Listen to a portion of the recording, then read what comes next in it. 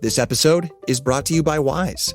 People used to listen to music on record players, and now you can stream it. Sending money abroad has come a long way too, so why use outdated systems?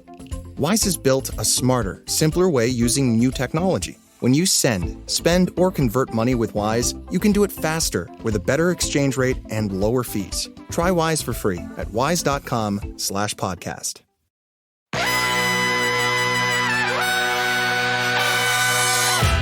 You're listening to Cleveland and Beyond with Andy Billman and Jared Watson, brought to you by Evergreen Podcasts. Hello and welcome. He's Andy Billman. I'm Jared Watson, and this podcast is brought to you by Waiting for Next Year. Check them out. Original Cleveland sports reporting at waitingfornextyear.com. We are also proud to be a part of Evergreen Podcasts. We're here later than we said we were going to be, so again, apologies. We're not hitting our Mondays like we want to, but we are here on this Monday for you right now doing this show. We are going to talk about the Cleveland Browns camp and some of the concerns. Yes, we actually have a few concerns that we would like to discuss regarding the team. Furthermore, with the Browns, contracts. Nick Chubb got his. Where is Baker Mayfield's? And why is someone else's possibly taking a little bit more precedence right now? We're going to get into that. We'll talk about the Indians, how they have fallen below 500. We can pretty much say this season is a wash outside of the fact that we are going to watch this team grow because this young core does have a lot that makes me excited about next season. Hopefully Terry Francona is healing up because we know he is not with the team anymore for the remainder of this season. But we've seen some new faces. We've seen a bat that we were hoping that would start hitting actually hit a little bit. So we'll get into some of that with that. And then the Cavs. We'll end on some talk about Mobley, that new draft pick, and Andy's got some other stuff that I haven't paid much attention to the Cavs, only a little bit, so we'll just jump into it. But first, your future Super Bowl winning Cleveland Browns. Cleveland Browns. Javius. Good to see you, Javius. What's up, Hello. Javius? Logan, I'm watching the Tribe up 5-1. My favorite J-Ram. Our favorite I don't J-Ram. have a TV in front of me, though. By the way, since 2017, Jose Ramirez is leading Major League Baseball in extra base hits. Is one of the great stats provided by Paul Hoynes over the weekend. Yep. Since 2017, no one else in baseball has more extra base hits than Jose Ramirez. Yeah. It's a great stat. So everybody out there, that's Jose. There you go. The Browns have been going through this positivity motion. My God, have we taken the pills here on this show? Let's go Brownies. Exactly, Logan. It is time to go. Let's go Brownies. I think now some doses of not dampering the season. So glad Matt Bruning. God, I mean, they must have watched the show clearly. That was my biggest concern a couple weeks ago. They jumped all over it. I'm glad Nick Chubb is signed. He is by far one of the more popular players. That didn't need to be discussed even before the contract, but you can tell from reports and from people on the ground, he gets a lot of cheers, and he should. Great Brown, wonderful Brown, made a lot of sense. One of the rare times in sports where the guy wanted to be here, he gave a hometown discount, and he didn't need to, and he really made it affordable. Just a great job. Matt Bruning on Facebook, no doubt Barry and Stefanski have you guys on the big screen in the office. I mean, Matt, I didn't want to say anything, but I'm sure that he has it dialed up right now. I mean, I know I would if I were in Brea, Ohio. I mean, obviously now I got to give some more tips though, Matt. Now, we're going to get to on the field in a second, but I must admit, Jared brought up something to me before the show, and there's been a lot of contract discussions of who's next. Jeremy Fowler's reporting it might be Denzel Ward. There's also been some people out there reporting little other things here and there, but Jeremy's reporting Denzel Ward. Everybody across the board saying nothing's heating up between Mayfield and the Browns. I thought, frankly, I don't give a damn comment from Mayfield was the first time he showed some of his wear on this. Here's my word of caution about the Mayfield. I think the Mayfield contract is going to happen. I do. I think everything will be fine. I think he's our quarterback. I believe in Baker Mayfield. I do. I saw enough last year. If I were the Browns, I would be cautious. Don't tip the apple cart. Don't get too cute here. This is a big year, and everything is set up to do big things. I thought that was the first time he showed a little wear and tear on Sunday. And it is, and you can play analytics and money, and I get that. I love numbers. Totally get it. Don't rattle this cage. I trust in Stefanski and Barry. I'm sure they'll get this right. I was surprised by that comment. That was have a little take bit on that comment. I thought it was a little frustration from I Mr. think Mayfield, and I would keep him happy. I know. I've seen it before out of him. I think he's annoyed by the media bugging him about it all the time. That might be why he said that. Well, he played where I'm leaning, at least. Like, all right, that's enough. Like I'm not involved with this. I'm focused on the season. That stuff will get taken care of. I by the way, it will. That I feel like it's. I think the annoyance is just by and I'm not even stepping on media for asking. They have to. We all you have to ask. You have to ask that question. I just think he's annoyed by it being asked. I think he doesn't. I think everything is still fine. I think Barry will figure this out because he's very good at this. I have every confidence in the world. Yeah. I just think now you are getting to the point of this is such a great grooving season from what I can tell. And there's some questions which I'm going to get into. I finally have some concerns. I'm hearing and seeing some things now that I'm like, okay, we got to actually talk about X and what does this mean going forward for the season? That's not all positive, but and that's finally questionable. But this to me is one outlier. I'm actually not lying all the way at Grossies. I get what you're saying and you're right.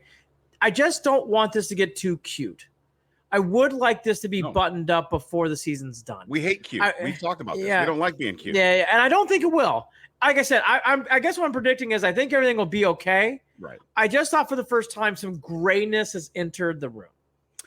That's all I'll say. I think that just the fact that they're even possibly discussing this Denzel Ward contract right now to me seems kind of weird because this is a guy, I don't know that you give him a contract right now. Wonderful Pro Bowl player when he's healthy, but is he going to be healthy? And that's the issue. And we've got new faces in that secondary that, I mean, I don't know. Maybe they're seeing something during camp that I just don't know. Now, if it's team friendly, if it's his team friendly, it's got to be even more team friendly than the Nick Chubb signing, I believe, at least in this case right now. But we'll see if that happens. Javius has a comment on Facebook. This is the time to make the signing.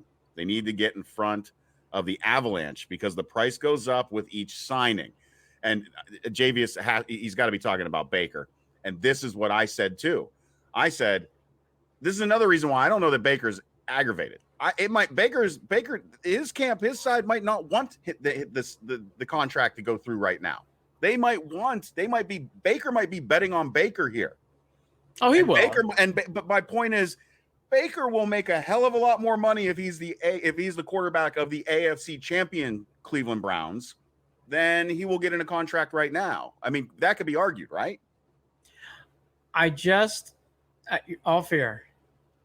I think everything will be fine. Yeah. I just am surprised because for the first time I saw on Sunday, and you might be right. And by the way, I think some of it might be just talking too much, but it's a topic now. Whether we like it or not, it's a topic. You said you have to ask Jose Ramirez 2-run home run here on Monday. So people listening to the podcast, the Indians are definitely going to win this game. All of it, right? And by the way, congratulations. My favorite rivalry, the Ohio Cup, will be sipped out of our mouths. So we'll tie the series, and the Ohio Cup will be staying in Cleveland. A big championship trophy for this man. All that to be said, going back to Baker, I just think you don't want this to linger too much more.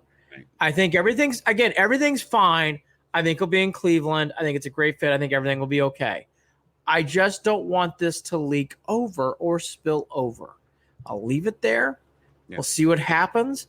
I've just been surprised by how much speed and momentum has picked up into momentum into, well, how's this going to work out? And when I heard his comment, and Jared might be right, you can read into it as like, I'm tired of talking about it. But that's part of the reason why I think they should button it up. As a reporter, I would ask the same thing. Well, what do you think? What are you hearing? What's going on? I mean, you're curious, especially what's going on with Josh Allen. And frankly, I think Baker Mayfield's a better quarterback. Josh Allen. Oh, listen, we have got to talk about this. Now, what is it? What was it like 150 guaranteed and 258 overall? Right? That was the contract? Yeah. Right? And by the way, if I'm the Bills, I get it. It's weird because we all have different perspectives. I get it. But for my taste, for my guy's Baker, and Baker belongs here. and Baker will be here. I will have that argument all day long. That, I mean, you saw it at the end. I mean, at the end of the playoff game, the Bills, when he lacked a lot of composure at the end of all that. So I don't know. It seems big. It seems bigger than I expected with that move. Now that bodes well, though. That bodes well for the Baker Mayfields and the Lamar Jacksons of the world. Depending on well, that's not our problem either. But and again, maybe that's not a problem. Maybe they win a Super Bowl tomorrow. I don't know. Very possible. The guy can play well. No. But I think this is I think it will happen. I won't linger on too much more. I just think it's something to now. I didn't feel like we had to watch it until after last night. Right. When I read the comment, I'm like, well, now we got to kind of watch to see how this plays out. I'll leave it there. I don't have much more to add. I don't think there is much more to add. It continues on. Jeremy Fowler thinks the Denzel Ward contract's being discussed. Maybe that gets hammered out. Jared and I are aligned on Denzel Ward. I like Denzel Ward. I think he can play. I think he gets shit on way too much. Yeah. I would be more in the camp of I would rather see him play this year and then reevaluate.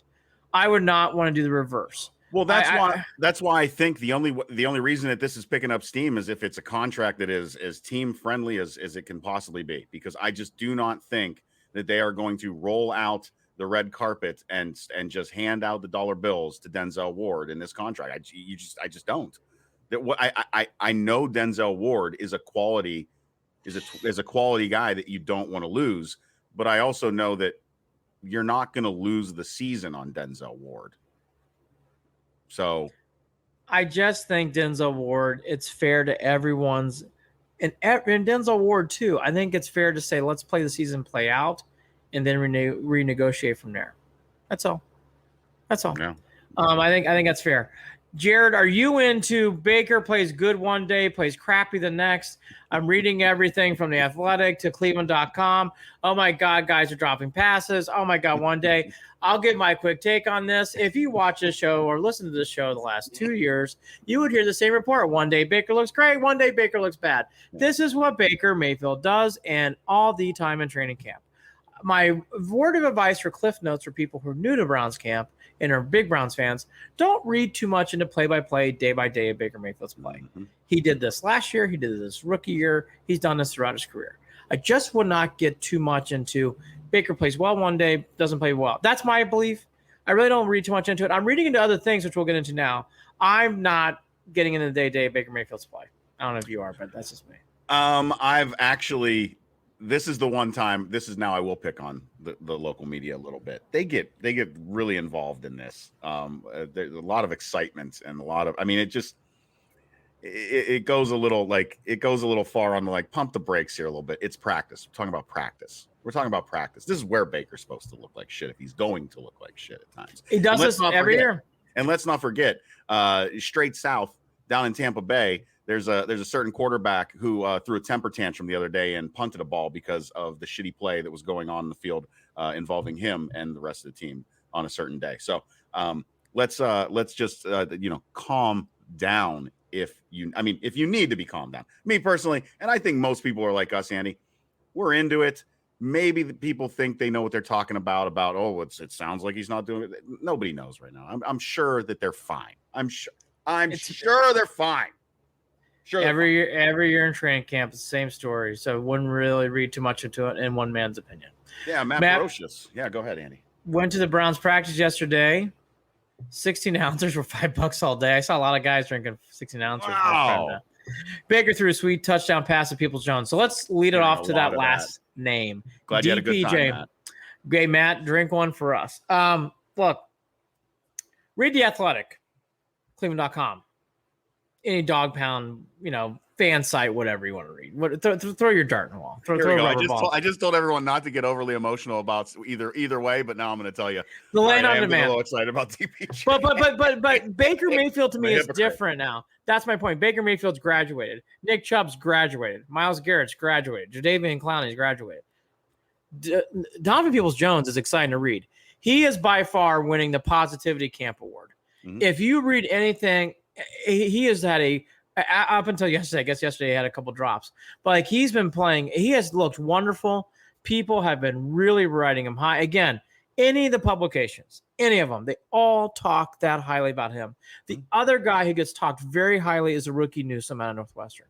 If you read any of the big guys, Grossi, Mary Kay Cabot, Zach from The Athletic, all of them brag about how they like Newsome, how he plays smart, how he looks like he's ahead of Greedy Williams. Yeah. Those two guys by far stand out more than anything else, and it's a positive trend leader with there first.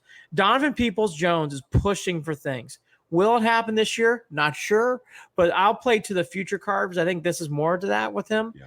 This is why next year you're hearing Will Landry and OBJ both come back, or one or the other won't, because people like Donovan Peoples-Jones is probably ready for that next step. I just want to point that out. That's the reason why these discussions are happening, because if OBJ were not to come back and Donovan Peoples-Jones is on track to do these things, that's why OBJ maybe not coming back is happening. We are seeing out of, I believe at least, Donovan Peoples-Jones, what was wasted at that team up north. Wasted. Oh, poor. Oh, this kid is getting finally his chance to shine once he's gotten away from that blue and yellow team up there. So they couldn't pass. Could not. And so, I mean, imagine if he was in, playing for a team that it could pass, he wouldn't have been drafted where he was drafted. Hey, I mean, there's two other guys I'll put on that level on Mr. Watson. One is this kid Felton, the other rookie. He's also been getting positivity notes around the board. Not as much as the others, but Felton's definitely being discussed and bantered. He's even being discussed as much as punt returns and kickoff returns. We'll get to the special teams in a second. Oh, thank God. That has a little bit of a local darkness. But now to the other guy, too, who I've been reading, but has been it's been hamstrung by hamstring, sadly, is Anthony Schwartz. I think Schwartz plays right into what Jared's saying. I watched a lot of Auburn last year. Kid can play. They couldn't pass. That kid, I know he's hyped in Auburn. I get it. Auburn couldn't throw the ball. I think Anthony Schwartz can play. Now, Anthony Schwartz has got to be healthy. He's missing a lot of time right now. Yeah. But I think down the road, that's another guy I think can play. And I know people have been – Felton and Schwartz, I know Schwartz has not been playing as much in training camp, but they've been whispering about what they like, what they're seeing out of those two. So I think what Jared is alluding to is right. Because UCLA didn't play well last year. They stunk. But that doesn't mean the kid can't play. And if they can steal someone like Felton, Schwartz, and what we're seeing from Donovan Peoples-Jones is I saw, Jared and I watch a lot of college football. That kid, I said to myself, Donovan Peoples-Jones can play. He stands out. He looks tall. Michigan can't throw. Same thing from Schwartz from Auburn. When Schwartz got the ball, he was gone. But they couldn't give him the ball because they couldn't throw. So I think that those are two things. And I think for Felton, I mean, I know Zach out of the Athletics higher on him the most. A lot of people do think highly of that kid. And they think he's going to make the team on a logjam situation. It's not going to be easy to keep Dearness Johnson, and Felton, and all these other guys and running backs. It's not going to be easy, but they think he's going to make the team. But going back to what we're leading off to, if for anybody who's been asleep, DPJ has been so hyped, and it has been well deserved. He looks good.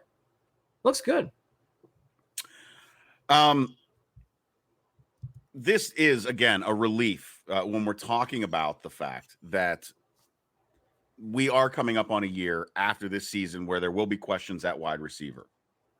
And if this regime, if this organization can reload with guys like DPJ that are diamonds in the rough, so to speak, I mean, this is I know we're going to talk about stuff that's concerning, but man, is it nice.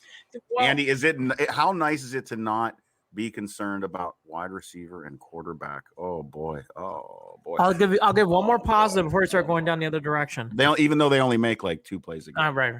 Could you fucking imagine if we didn't have Jadeveon and Clowney in camp? Jadeveon and Clowney look so fucking good, and now and he looks great. I heard that no one can handle him on that. Oh, folks. And Malik Jackson and Billings. Billings got a great write-up this weekend.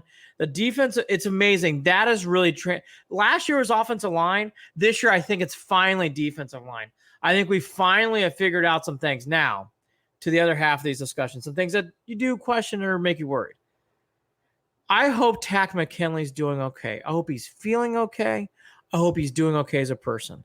He had some trouble with the heat in the first 2 practices, and now he's taking personal time away. And it's basically being alluded to he's dealing with some stuff, whether it's personal with himself or personal with his family, he's taking some personal time off. Number 1 objective is I hope Tack is feeling better. now to the reality of the field. That hurts. Boy, can you imagine if we had Takk McKinley and no Jadeveon and Clowney? This would be a big story. Big story. McKinley is not played. And again, in quotes from Stefanski, we hope to have him back before the season starts. That's concerning. Anthony Walker, who is listed as the team captain on defense, basically play caller, gets hurt, may not be back till the regular season. He should be fine, but you'd like to see that kid play more. And Walker seems to be that leader on the leader on defense. Right. I think Greedy Williams being on the field is a wonderful story. I'm happy. Again, number one, glad Greedy's back on the field. If I'm being truthful, from what I'm reading, it doesn't sound like Greedy's playing well. And I don't think he played well 2 years ago. Yeah. And Jared, I'll ask you, I'm graduated to Newsome, Hill, Ward. I don't think Greedy's going to be in that mix. I just don't. This is not just a case of being attracted to the new and shiny thing. This is legitimately how things seem to be playing out in camp. Yeah. And we know that, man, all we talked about was when's Greedy going to be okay? When's he going to come back? When's he going to come back? Because we were in desperate need of some depth at that position. And now I'm at the point where I'm like, I hope he's there, but I'm glad he's on the field. Again, I don't want to read too much into it to look at the Javis's comments. I'm happy he's on the field. Jared, I think the press have been very nice because he's been going through stuff. And I think it's very cool the press to do. If you really read in between the lines, that doesn't sound like Greedy's playing very well. Yeah. I'm being honest. Hey, we're wrong. Maybe it changes. Maybe. Who knows? Who knows? Maybe. Again. He's out in the field, and that is a big step, and I'm happy for Greedy. I just got to be up front. When you read from any publication, it doesn't sound good when it comes to on-the-field play. JV heard, we are shoulders deep in talent and wide opposition. Agreed. That's why it's great going into next year when you have to make some real budget cuts about what you're going to do. Wyatt Teller, what are you going to do with J.C. Treader, certainly Jarvis Landry, and what are you going to do about OBJ? Mr. Hurd again. Been a long time coming for us to have a top-notch defense. Thank God. JVS, to your point, I am so excited about this defensive line. It reminds me what we thought the offensive line was going into last year. It kind of continued to play well. I am that excited about this defensive line. I really am. I think this defensive line is ready to go. We've had this discussion last season was that this would be the year that defense was the focus in the draft, in the offseason, in acquiring new players. Jadeveon Clowney. Oh my God. How many people, let's just say this real quick. I got to talk about Clowney right now.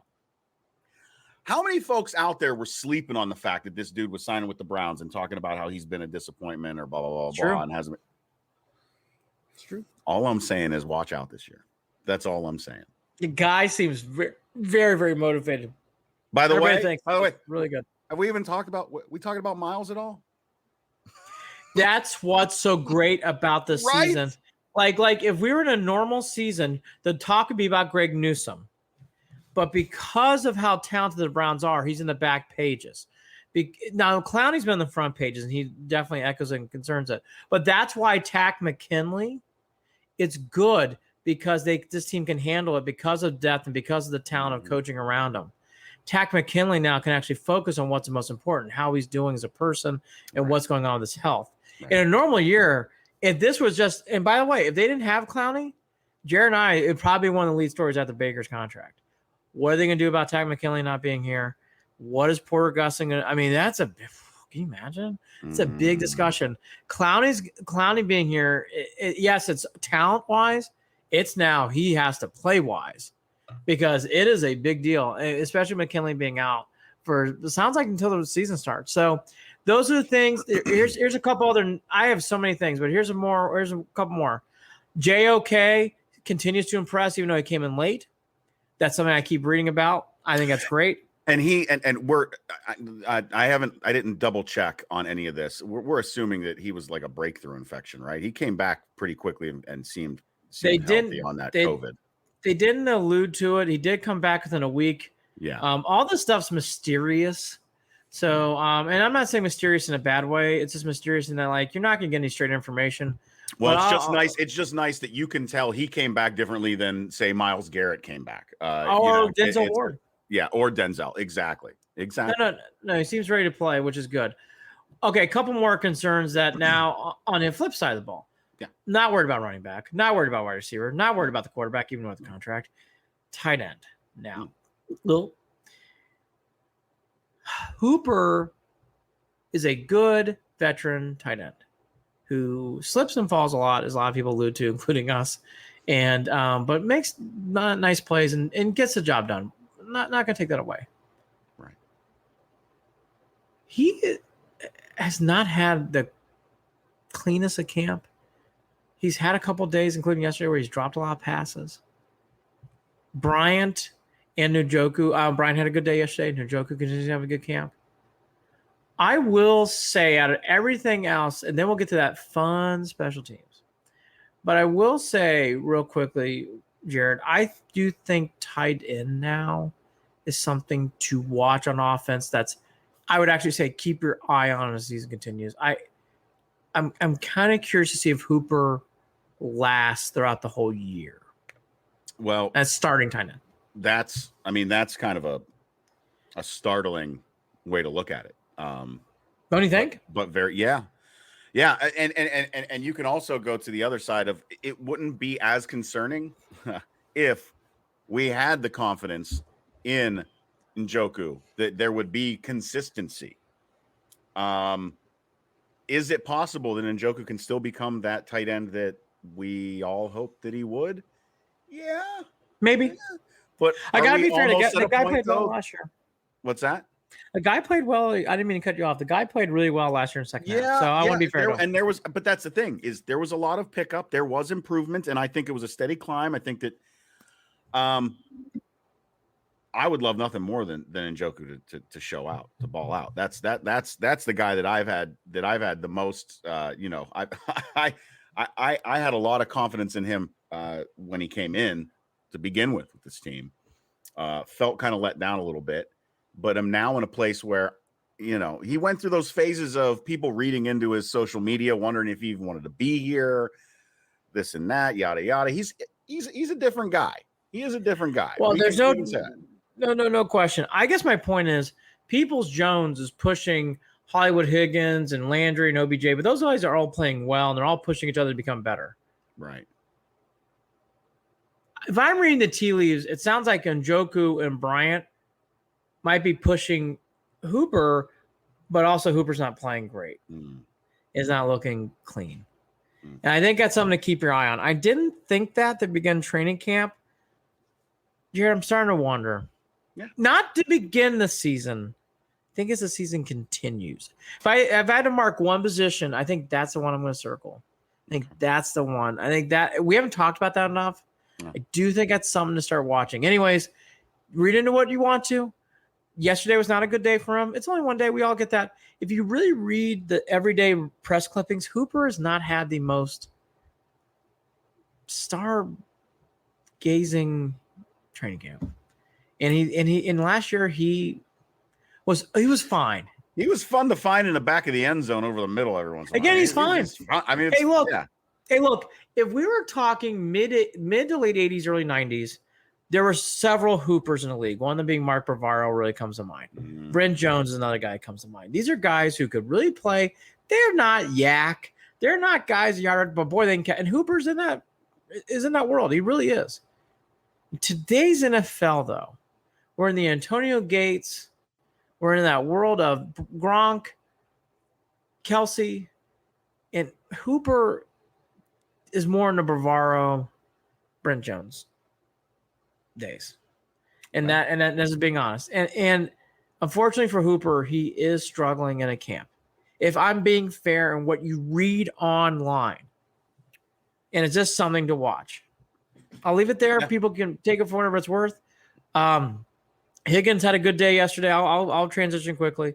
OBJ continues to do his thing where he trains one day, doesn't play. I think he's on track. You can tell. I think everything's fine there. Right. Landry looked good yesterday. That's good to hear. Offensive line. I really wouldn't read too much into that. I think what's going on defensive line is going to make this offensive line even better this year. The one great job by Cleveland.com. I got one little stat that means nothing in training camp, but it's something you and I talked about a lot last year. The offensive line is still ranked in their top 5. There's one stat where the offensive line for the Browns is not in the top 5. It's not even in the top 10. In fact, it's in the bottom 5 of the league. What is that stat? 2 yards in rushing and end downs. When it's 3rd and 2, 4th and 1, 3rd and 2, 3rd and 1, the Browns were last 5 in getting those 2 tough yards. That is something we talked about last year. It makes me nervous. When I read that, I was like, you know what? God, we talked about that on our podcast time and time again. It'll be interesting. That's how you get to the elite, because the Browns are not in the top 3. They're not 5. Well, I think that's also, I mean, we can also I wonder if you can kind of mash that with the, there's another stat that shows how aggressive teams are through the league on 4th down and converting. Correct. And then the Browns are a lot more aggressive in their play calling from last season, because they probably, again, they weren't getting those 1-2 yards. But they weren't. Yeah. So they were throwing downfield and going for more yards than what were required, and converting. They were a nice mix in the upper, 60, 70, 80% of aggressiveness. Regarding how they were going about their later downs. But they also, when they did try to run, they weren't getting their yards, which is frustrating. I just want to point that out. I thought there was a great article done on Cleveland.com. I thought it really did a great job of breaking down the offensive line in very fair, not brown and orange glasses. Right. And that's the one stat. This offensive line is great. We all love this offensive line. I thought it was a wonderful article. I'd go check it out. It really did a nice job of, here's where we're really as an offensive line. Now, let's do one more. Grant Delpit is the other guy who's been brought up a lot. If you listen to talk, read these publications, Grant Delpit's name is getting passed around a lot, and for good reason. We want to see the kid play. Right. He has a new injury. He's a hamstring injury. He did not play off last year because of Achilles injury. Jared, I'm actually moving into the category of I'm not expecting much from Grant Delpit this year. Ronnie Harrison's also hurt right now. Now, he should be ready for the season, but he's not playing right now. I think that's fine. I think Ronnie Harrison's ready to go, so I'm not worried about that. My point being is, we were talking the show, it'd be great. You have depth. I don't know if I'm relying much on Grant Delpit now. No, I mean, and you don't have to right now. You don't have to right now. Right now. I mean, so this is back half of the season issue? Maybe. I just bring it up because he didn't play all last year, and he's only practiced like 1 day so far. Right. I mean, that's a lot of time missed. I just think I have now put on my realistic Randy hat on with this, where it's like, well, Grant Delpit plays a little bit in the middle to end of the year. That'd be great. Grant Delpit getting out there a lot from day one, if he has to, is not a good sign, because he's not played a lot. It stinks. The kid has real talent, but boy, he can't get out there. Yeah. Well, can't force it. You got to let him get healthy. That's it. Joshua 73701 on YouTube. Baker is annoyed by the media. They veep, as I will allude to with Jared Watson. He agrees with you, Joshua. I'm more in the camp. I think there's some truth to his tea. I think there's some truth to that comment of him being a little frustrated. Again, I think for the first time, it's now in the air. I think everything will be okay. I'm just saying it's in the air. That's all. There's a whiff. It's a whiff of frustration. Hey, some of these guys became fathers too. Let's bring that up real quick. Congratulations, Mac Wilson, who also had an interception the other day at practice. I'm glad you brought his name up. I would have totally forgot about him. Congratulations, Mac Wilson. Yep. He has had a great camp. Yep. And people are raving about him. People are also raving about Jacob Phillips.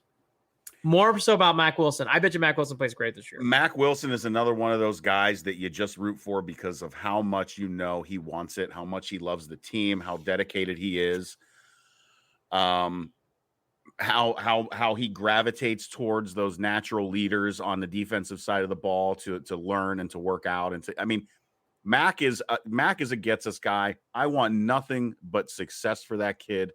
I think it's time. Yes. Javius, Return of the queue up it in iTunes. I thought his explanation of what happened with him last year mentally said a lot about where he was on the field. Well, he was injured for a lot of. Wasn't that part of the issue? Injured, and he actually contemplated retirement because he was so frustrated about what was going on with his injuries. And I thought that explained Mac Wilson's play last year because he played a kid that was very hesitant, and he played like a kid that regressed. It's a long ways to go. It's only 2 weeks of training camp, but that guy's playing very different from what he did the year before. Joshua, again on YouTube. Baker's annoyed by the media. Last week, they went after his wife on questions about his contract. I did not hear about that, Joshua, so I apologize. She answered gracefully as a husband. That would get to me a bit also, Joshua. Again, that's fair to say. I think Baker is annoyed by the media.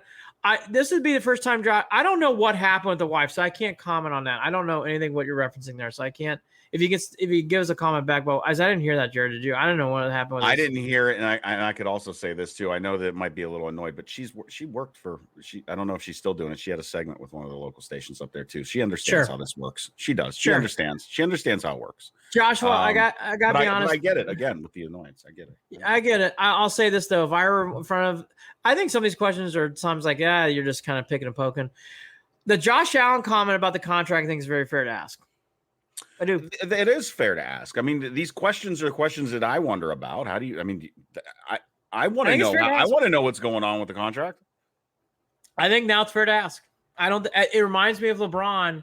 We're rumoring about when he's leaving. Now that's a very different, a very broad stroke comment. But what I'm saying is, I thought that was fair to ask LeBron. How's the contract negotiations going? Once Josh Allen signed, I want to ask about Baker's contract too. Gotta be honest. Yeah, because what's the first thing the first thing I thought when I saw Josh Allen sign was Baker. Oh, Baker. Yeah. What does this mean? So that's my point, Joshua. I think this is actually fair. I know at times it's been a little hand-wringing. Is this too much negativity? I don't think this at all. I think this is very, very appropriate. And at the same time, I get why Baker's annoyed. Get it. That's fair. It could be both. That's the beauty of that's the beauty of coming to a nuanced conclusion, my friends. Yes. So now to the team of also concern. That is our unspecial teams, as people have referenced. That's not my word. Wish I could take credit for something like that. McLaughlin's kicking well. Parkey's doing okay. There's no sense or rhyme or reason to who's receiving kicks. I will just state this. If everybody goes, what is the one area? This is it. I think this is all a fog. I have not been happy with special teams in 3 years of doing this podcast. In 2021, everything, even the Hooper thing, will figure itself out. Everything else, contract's fine. This is the one area of concern I really do have going into season. Parkey, fine. All training camp, fine. We don't know who's punt returning kicks for the Browns. Oh, why? Jared, why every year is this such a because we can't because Eric Metcalf ain't coming back. Oh, why can't he come back? Where's Phil Dawson? Where's my Scottish Hammer? Oh, he's punting great, and I'm not reading anything like that. What? Well, I don't know. I haven't. No news is good news out of my punter. I'm not. Look, here's the thing. I'm saying. I'm ready for some. Man, that guy looked great returning kicks today. Wow, I was really excited to see. Returning kicks. If we're gonna go on the return side of the ball and just stick to that right now, Andy, I don't have a fucking clue what they're gonna do. I'm just gonna say this as a team I think is going far places. For a team that's going far places, I think the special teams is concerning. I also say this with the way that Donovan Peoples-Jones is playing. Do you want him returning kicks? If he improves from last year, I didn't think he was that great. And Dearness Johnson doing diving center field catches to catch the ball.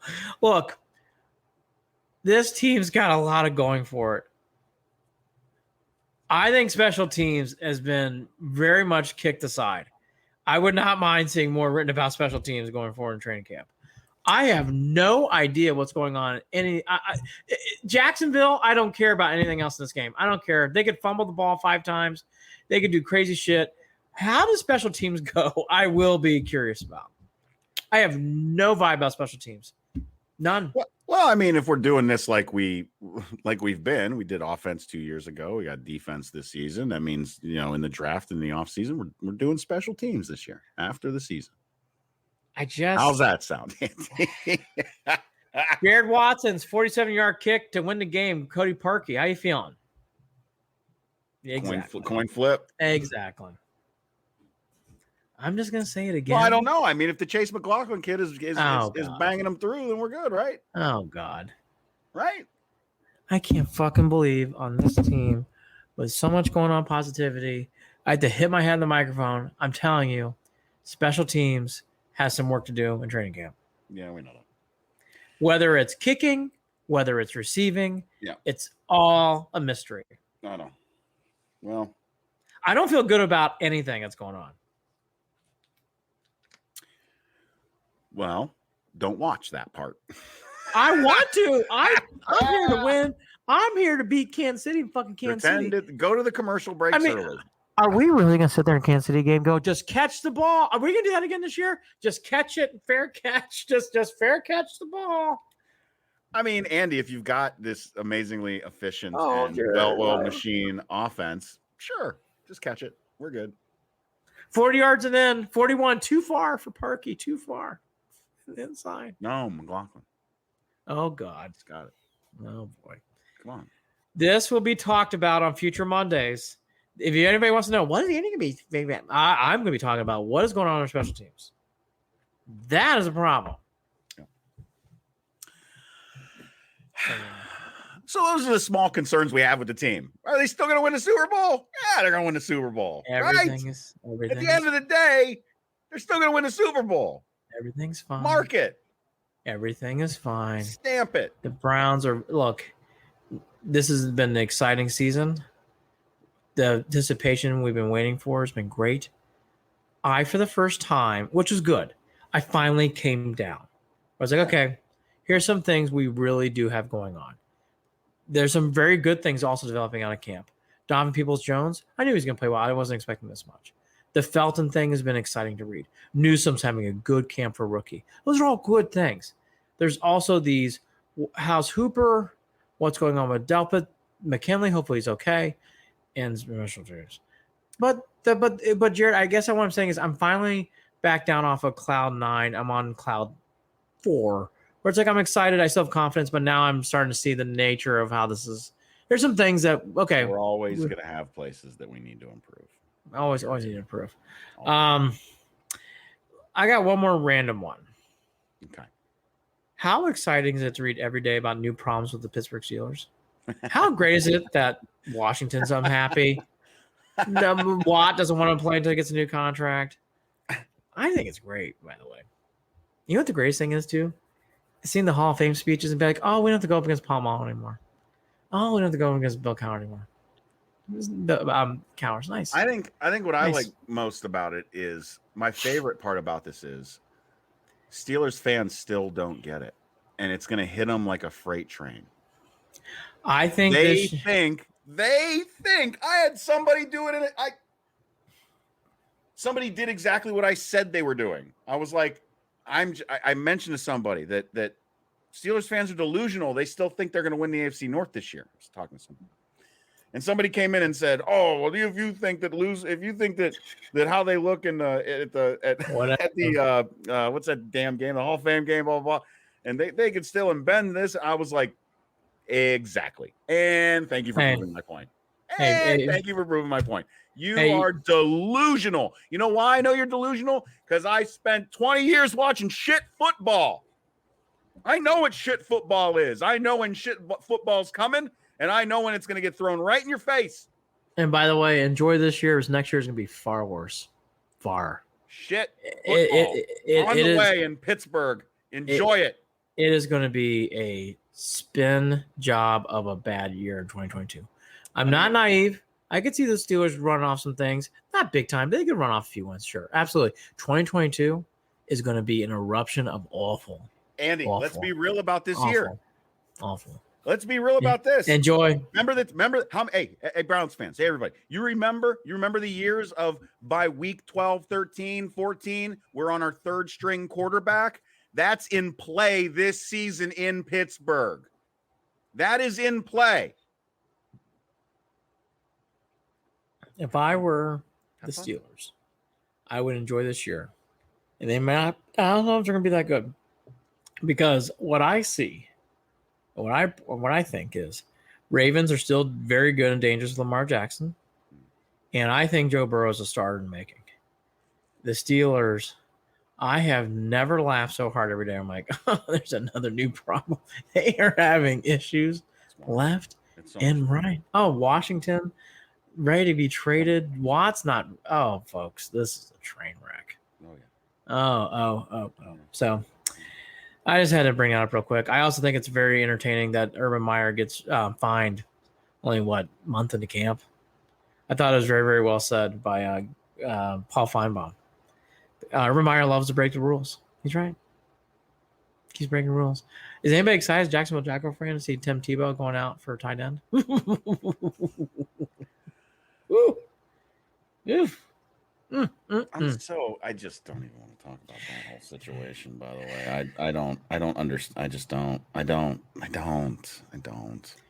Jacksonville Browns this Saturday. We'll do more after that game. But everything is still smooth sailing. Excitement. Good to see the full crowd. And there you go. I have no more on the Browns. I'm ready to transition to the Indians. Do you have anything left on the Brownies? Again, Saturday is our first game preseason against Jacksonville. Yeah, we're going to be watching that at my dad's house, even though he don't like watching football anymore. He's one of those guys. Doesn't watch the football, doesn't watch any of the sports anymore. He's been sticking with it for a good 4 years now, it seems. And my brother and I are going to put the game on anyway. That's what we're doing. Yeah. Transition quickly, then we'll go to other things. Javius, I hate to cut in. I've been trying to tell everybody with ears for more than a year that Jalen Green is the real deal, and the Cavs should have done anything in the draft to draft him. We'll transition to that, then we'll get to the tribe. Cleveland Cavaliers. Mr. Javius Hurt, I like you. You great energy. Love. You have very good knowledge. You're a good fan. I think you're wrong. I actually like Kevin Mobley a lot. I think Kevin Mobley fits very, very well with the Cavs. I think Jalen Green could be a good player. There's nothing wrong with Jalen Green. He might have a great career in Houston. And by the way, there's nothing you can do as a Cleveland Cavalier. He was drafted 2. So all you could do is draft what's left on the board. Everything I've been reading when it comes to, I read a story in The Ringer, reading to other things. For people who are inside basketball, if they said, Kate Cunningham aside, Kate Cunningham was by far number 1. More people had Mobley 2 ahead of Green. Okay, now we'll see what happens, right? And by the way, you can debate it's a shooter's league, it's a scoring league, and Green's got more effect because of that. I do trust the people who keep writing this and saying this is such a great fit, and he's going to be such a great Cav, and he's an all-around player. He does play defense. He plays the big man's game in 2021. Meaning he can shoot, he can be mobile. He is not a back to the basket, have to do a sky hook or make moves. He can do everything. Javius, I hear you, but he wasn't on the board. And I have to say, I'm very, very excited about the Mobley era. As am I. But do I expect a ton this season? I do not.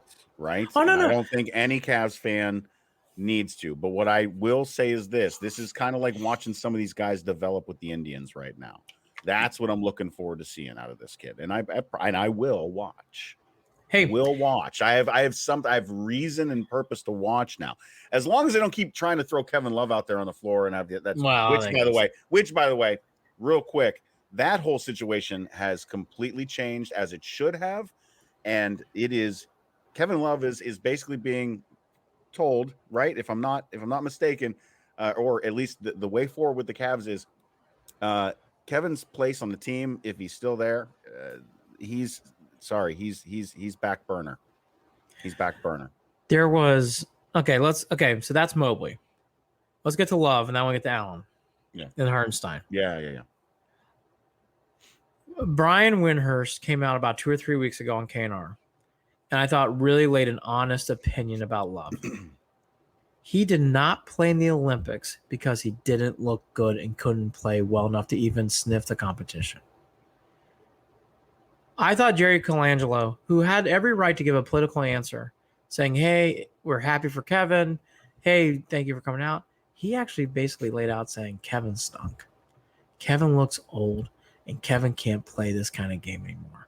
Yeah. It is very, very evident to anybody who's watched the Cavs as much as I have last year, and Jared's watched some of it too. Love is past his prime. He should be remembered for the wonderful years of bringing a championship to Cleveland. There's nothing wrong at this point to buying him out. Folks, he is not going to get traded because he's not worth anything. There's no trade value in Kevin Love. And that is where it is. There's nothing there.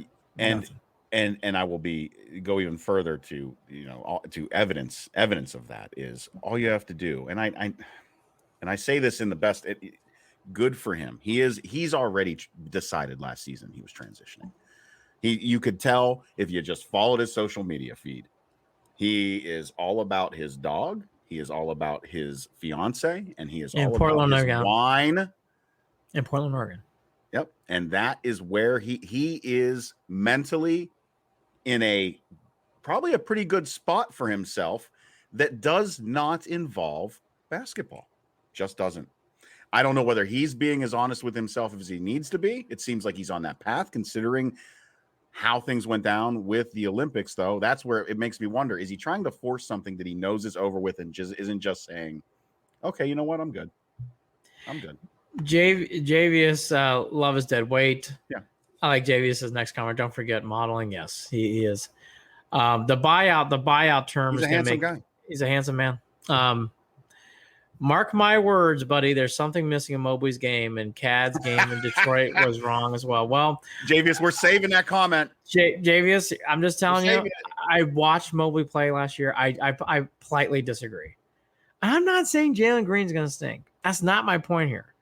My point is I think he's going to be good. I'm sorry, I do. I think Cade Cunningham is a star.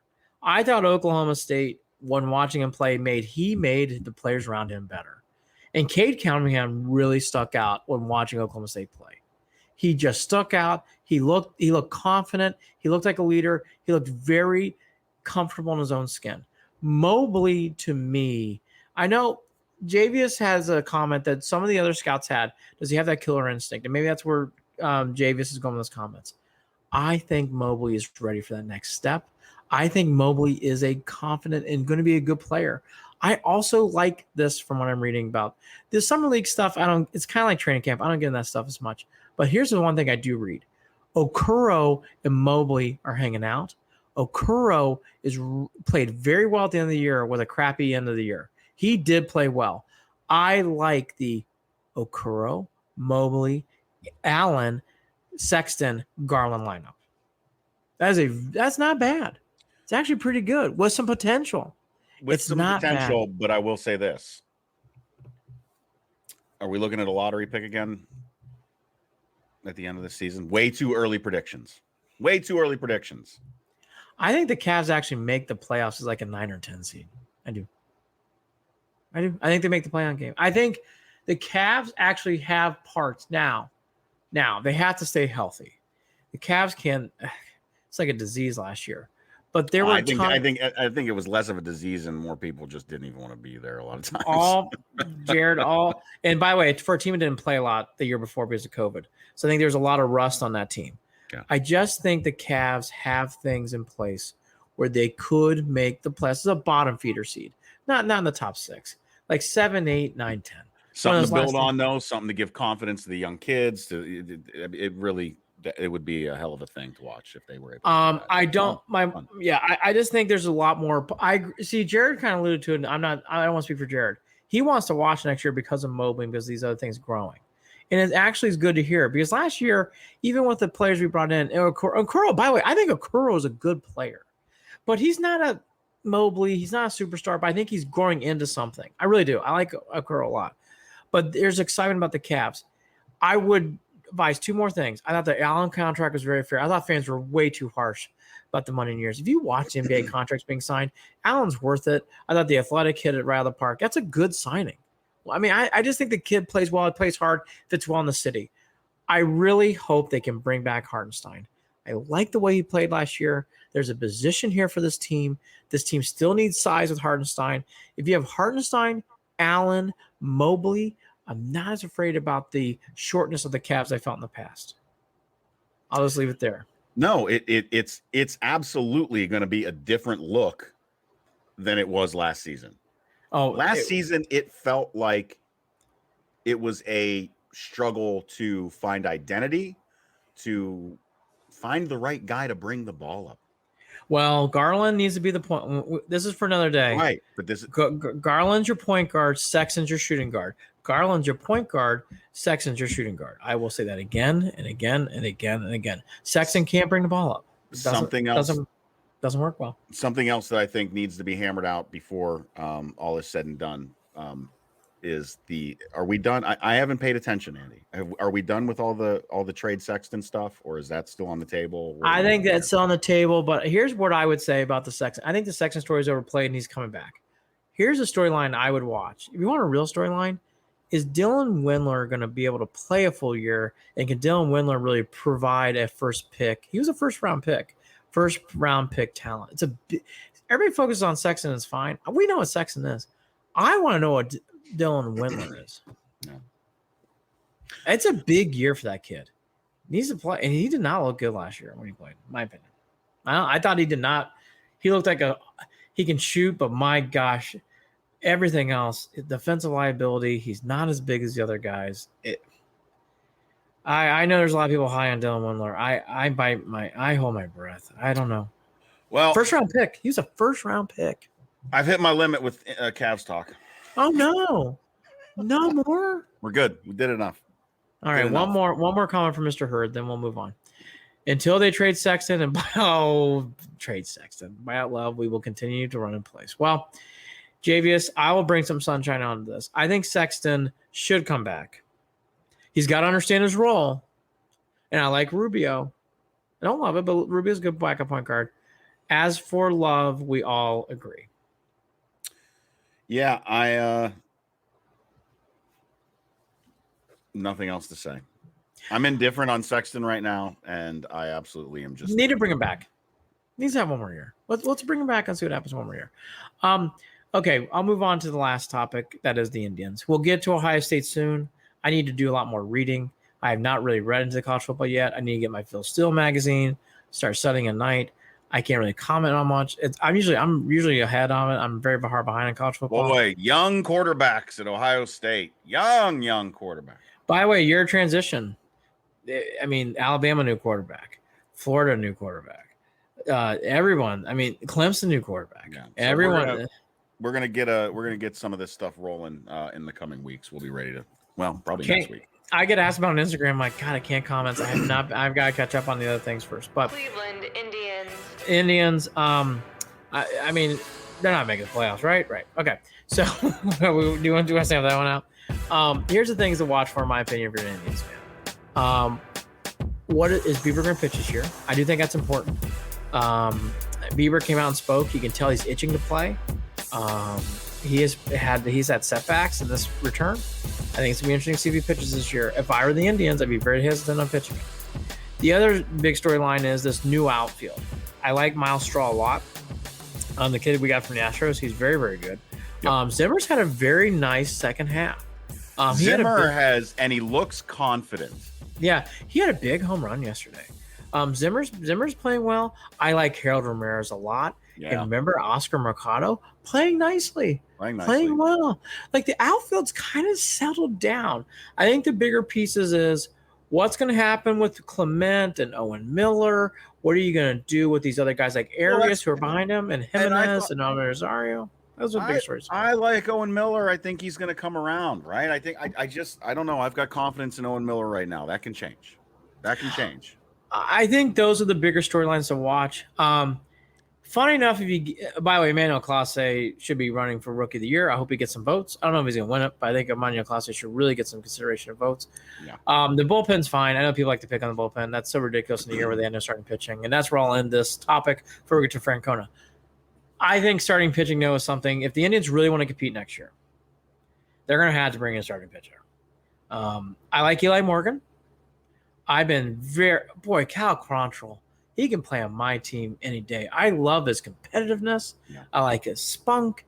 I'm very, very into it. Tristan McKenzie has grown as he's had some hurdles, but I think he's grown. He's done a nice job. But Jared, He's if you're another talking long term that I like a lot. Yep. But if we're talking big time stuff next year, like, hey, buckle up kind of stuff, it is going to be, they're going to need to bring in a veteran starting pitcher. I'm sorry. And that's not going to be cheap. They have to bring in a veteran starting pitcher. And one more for Francona. I know he's coming back from injury. I've been disappointed in Plesac. Even with him coming back to injury, I think he's been disappointing. And I think it's fair to say that. He injured himself because he had a temper tantrum and got himself injured. Whatever the story is, that's what happened here. And Plesac yesterday was another just yawn, bad for giving up 5-run performance. Could barely get through 5 innings. Plesac is cut from the same cloth as 2 guys that we got out of town. One of whom is in a whole heaping shit pile of trouble at the moment. How's that Fairmill Reyes Bauer trade looking now? Perfect. Pretty good. Pretty good. I mean, it is awful. If you have not seen the Bauer stories, I wouldn't even want to go. I mean, it's just not good. Not good. Not good at all. If you talk to anybody off the record within the Indians, none of this is surprising about Bauer. None of it. Exactly. And we could also, I had another one, another sad one. That's again, this is from somebody that is a beloved former Cleveland Indian, but more trouble for Omar Vizquel as well. Oh, he's in big. Real quickly, because I know he gets brought up enough. With people. I don't think there's a lot of people that even know some of the trouble he's been in. Because I see folks on Twitter that I know if they knew about it, they wouldn't be. People, look, Omar Vizquel on the field in the 90s was a wonderful player. It's pretty clear the Omar Vizquel off the field is a very different person. He was not a very good person. And in fact, he has a bad track record with injuring and hurting and assaulting women. Very bad, physical, scary, mental stuff. And now he's getting accused of stuff where he's basically doing the same to men and little boys, possibly too. Now, whether it's pedophilia, not sure, kind of murky, but definitely getting to the point where there is some stuff going on where it's very inappropriate stuff now with men, not just women now men. Omar Vizquel on the field, sure. Off the field, Omar Vizquel is not a good guy. It is just, I mean, there has been a lot of this. This is just, there's been a lot of this with current and former Indians players and staff this year. I've had enough. That's enough for a lifetime. Can we not have, I mean, obviously you can't control what other people are doing. You can't control the character of people, but my God, there's been a lot of this with with former players and staff that is just, it's been awful. It's been awful if you're a fan and you also care about the type of players that are on your team. Not that they don't make mistakes, but that they have, they want to do better, they want to be better, or whether they're just nasty people. And we've had some nasty people this year that we've had to learn about. It's been pretty bad. And for people who don't know, this stuff was happening with the Birmingham Barons, which is a minor league organization with the White Sox. So a lot of the stuff's under the White Sox cloth, which is the reason why you may not see it underneath Cleveland Indians headlines, which is fair. I mean, it's a White Sox problem. And by the way, White Sox were mentioned in the lawsuit.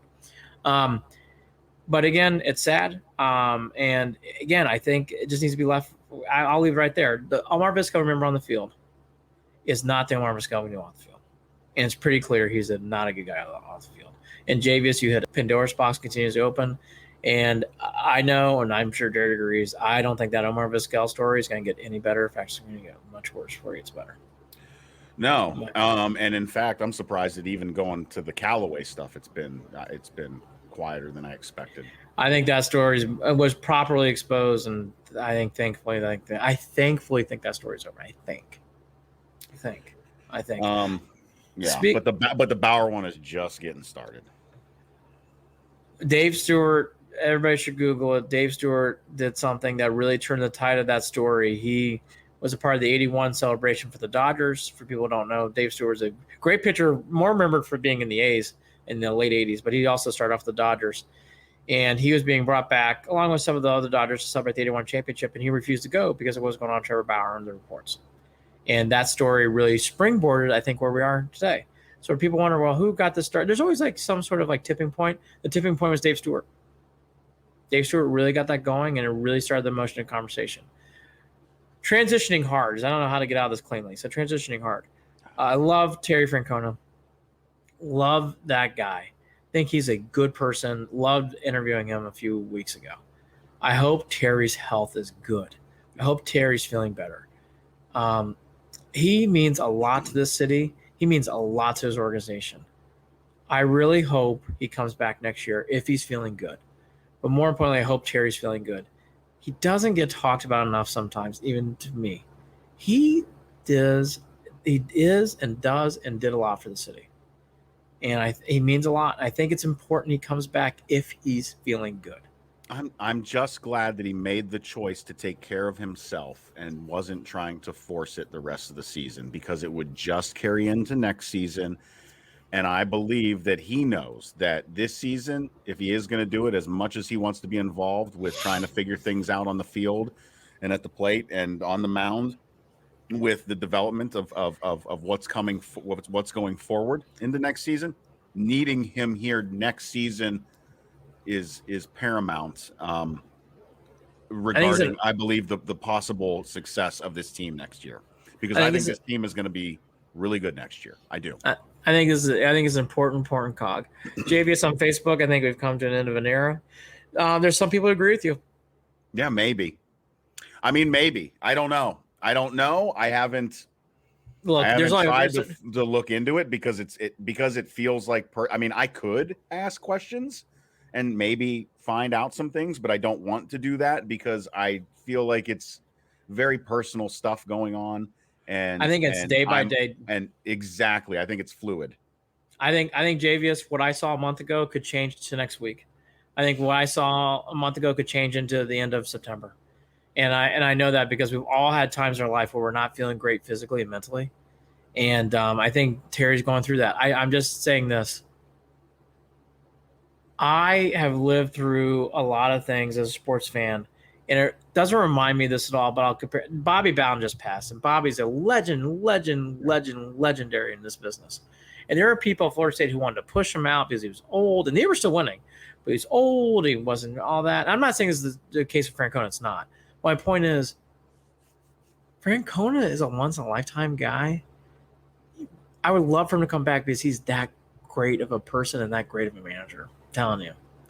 Don't push him aside just because he's sick. If he feels good and he's around, I would keep him as long as you can. That's all I'll say.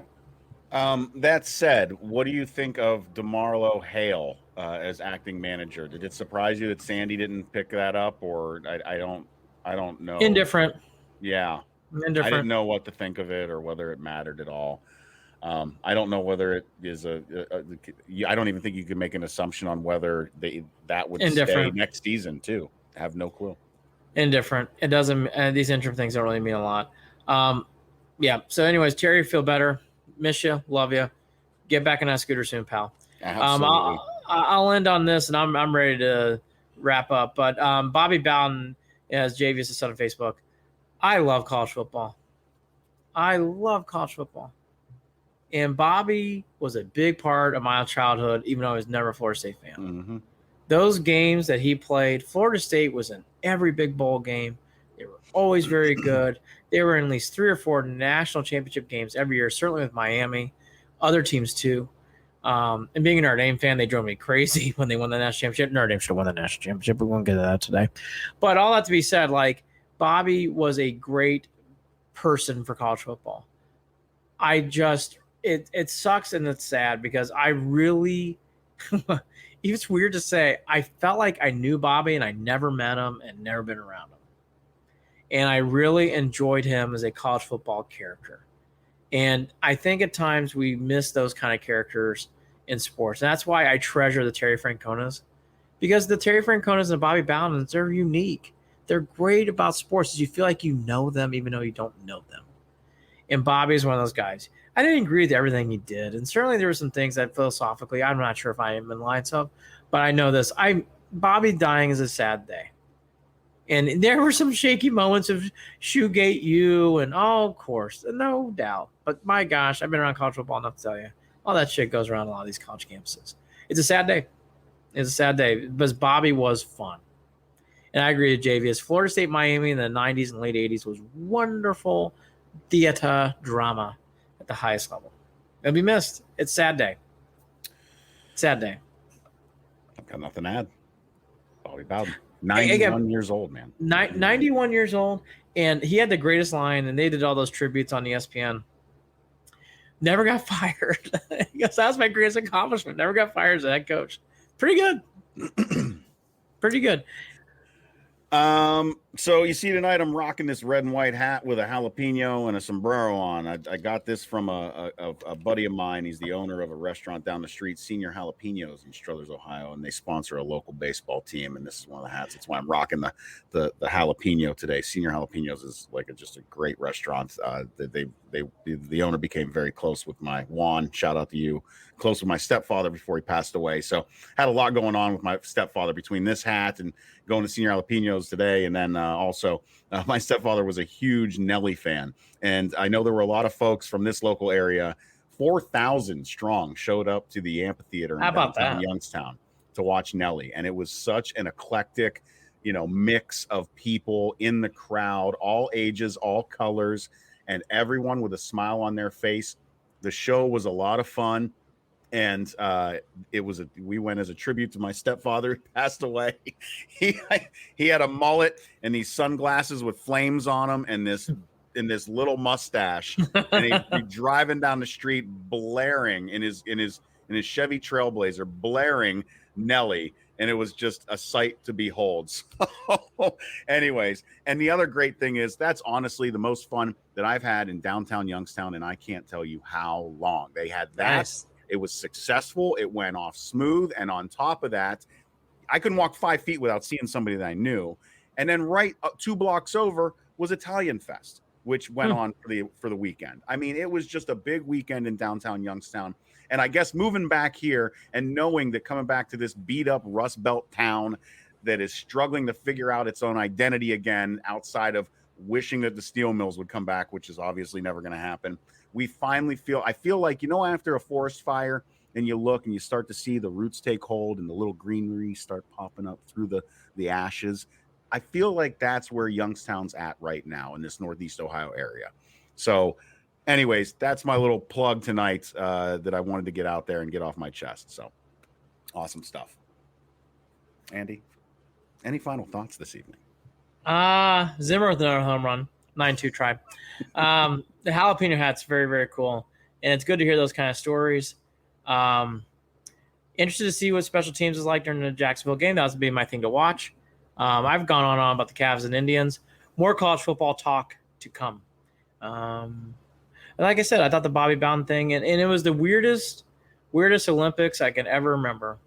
Kind of watched a little bit. Oh, yeah. The Olympics was strange. And it was, you only – obviously – I started watching some of the documentary Golden. I don't know if you've heard of that.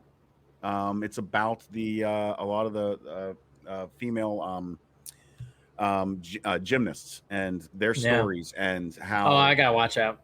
It's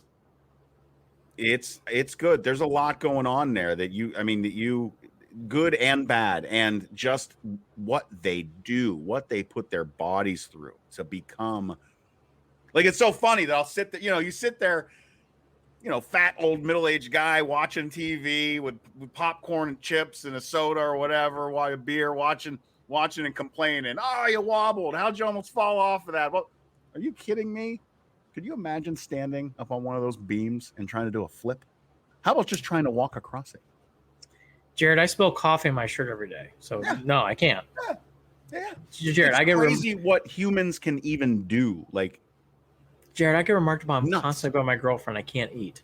So no, I can't. Anyway, yeah. Olympics, Golden. Weird, no people. Golden is the documentary. One. I gotta watch that. One random one. Your Honor is wonderful on Showtime. Wonderful. Your Honor, Bryan Cranston's wonderful. Really? Very, very, very good. Might have to look into that too then. It's my nighttime watching when I'm trying to decompress from work. I'm addicted to Ted Lasso. I need to watch that.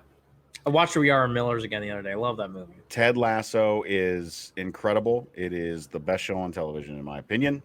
And it does not surprise me because the creator, Bill Lawrence, was the creator of Scrubs, and Scrubs was my all-time favorite television show. Oh, my brother liked that show a lot. I thought Scrubs was good. Scrubs was great. I gotta watch Ted Lasso. Hey, shoot us an email, andyandjared@gmail.com, JARID. I haven't checked it in months, but we'd love to check it again. Nah, I get notifications if we get an email, and we haven't. Oh, that a boy. I was gonna say I haven't checked that. I say it just in case someone wants to shoot us an email, but they usually check don't. us out. Follow us on clevelandandbeyond.net, where all the podcasts are available. You can also find podcasts other places where podcasts are available, like on iTunes, Google Play, Stitcher, and all that stuff. Follow us on Twitter @CLE and Beyond, @CLE and Beyond, and on Facebook, facebook.com/Cleveland and Beyond. Yeah. Javius Hurd says, now that's a fire hat, pun intended. Thanks, Javius. It's my help. Javius, thank you. Well, I'll be on Instagram later. I got to go get some dinner before I pass out. Yeah, I got to eat dinner too. So, I'd like to say my apologies. I've been so busy this summer. We are back on Mondays. Holly and I had a big talk too. We're going to be back on Wednesdays with Set the Edge. We'll be back doing, I know people have been asking. I'm sure Jared and I will be back on during post-game game Browns. I know I'll be there. Oh, yeah. We're going to get ramped up. We keep saying this. I am getting ramped back up. My goal is every morning just to get up at 5 a.m., which I do now, and read the Cleveland Plain Dealer to stay alive and to get back in it. And I'm so excited about college football. Cannot wait to get back into it. But thank you, fans, for sticking around. It's been a busy summer. One guy moving into a house, one guy's career exploding. So it's been a very busy summer. We apologize. We're getting back into Mondays. And Friday soon once we get into fall. Just a reminder, we're brought to you by Waiting for Next Year. Check them out, original Cleveland sports reporting at waitingfornextyear.com. And also, we are proud to be a part of Evergreen Podcasts. Andy, take care, brother. Hello, everybody. Bye, everybody. Talk again Bye soon. next Monday. What to watch? Special teams. Can you imagine? That's what I'm watching. Special teams. How do special teams look? How do special teams look? And then for individual players, I obviously will be watching Greedy Williams, Hooper. Those are some of the guys I'll keep my eyes on. And don't forget it's a Saturday game, right? Saturday game. Saturday game against old Urban Meyer. Team Tebow getting to Ben Gay, getting ready for a big day. Yeah. God, can you imagine being a Jaguars fan? Tim Tebow reps. I have a friend who's a Jaguars fan. I feel terrible for him. Trevor Lawrence is exciting. Sure. Urban Meyer is not exciting. I love the comment by Paul Feinbaum. He's only been in the league for so many months. He's already getting fined. I mean, heavily fined for abusing, putting out the player too much during OTAs. Unbelievable. Okay. Go Browns. Talk again soon. Take care. Going to eat dinner. Love you. Bye. Bye. See you later. Bye. Javius, thank you. Javius, it's going to be okay with Evan Mobley. It's going to be okay. All right. I'm hanging up. Bye. It's going to be okay, Javius. Cleveland and Beyond with Andy and Jared is a part of Evergreen Podcast. You can follow them on Facebook at facebook.com/Cleveland and Beyond, on Twitter at CLE and Beyond, or shoot them an email at andyandjared@gmail.com. And don't forget to visit the website, clevelandandbeyond.net.